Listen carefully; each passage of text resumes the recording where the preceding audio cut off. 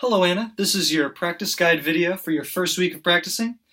There will be two main objectives for this week. The first is to be able to switch comfortably between your one-finger chords, and these are G major and E minor.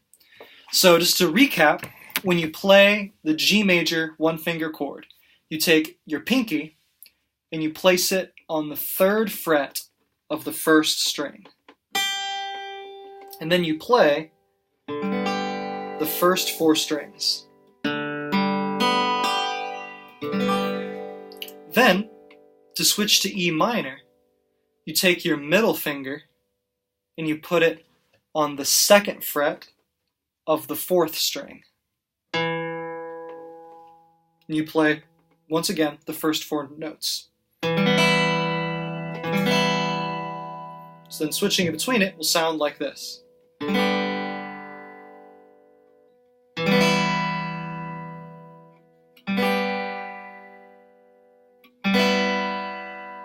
And the important thing to remember while you're practicing this is to keep your thumb arched in the back of the neck. It'll be tempting to go like this, or like this, maybe.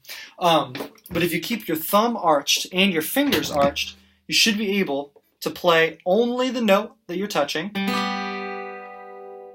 and to compress it cleanly and leave the other ones open to vibrate. Because like something that happened when we were practicing today, especially when we were on the E minor chord, is that if you don't arch your middle finger and it lays down like this, it makes it so you can't hear the G of the chord. So without worrying about being in time, without worrying about being fast, just to be able to switch cleanly between these two until it feels like just one clean movement.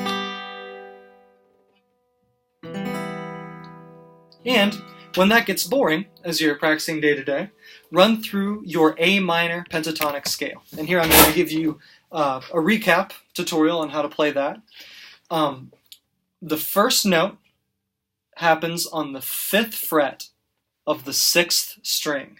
And once again, you have your thumb arched on the back and your index in the front like that.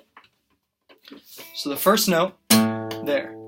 Second note is also on the 6th string, and it is on the 8th fret, and it is played with the pinky. So the first 2 notes are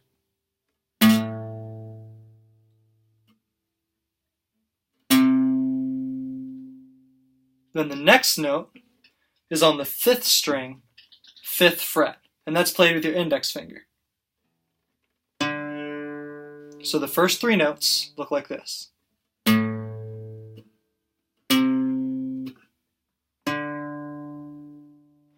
Then the next note, you take your ring finger and also on the 5th string, play the 7th fret.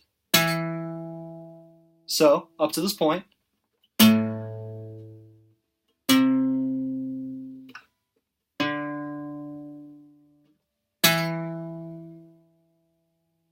Then the next one is on the 4th string, 5th fret, and that's played with the index finger. So.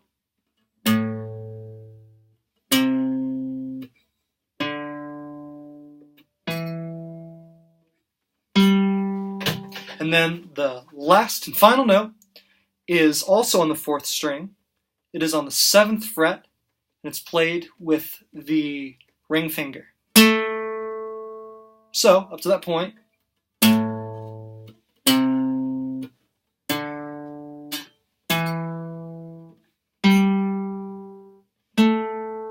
and attached to the email with this link in it, I've scanned a copy of how I've handwritten out where your fingers go and everything. But I wanted to give you the video so that you'd get the full tutorial of it.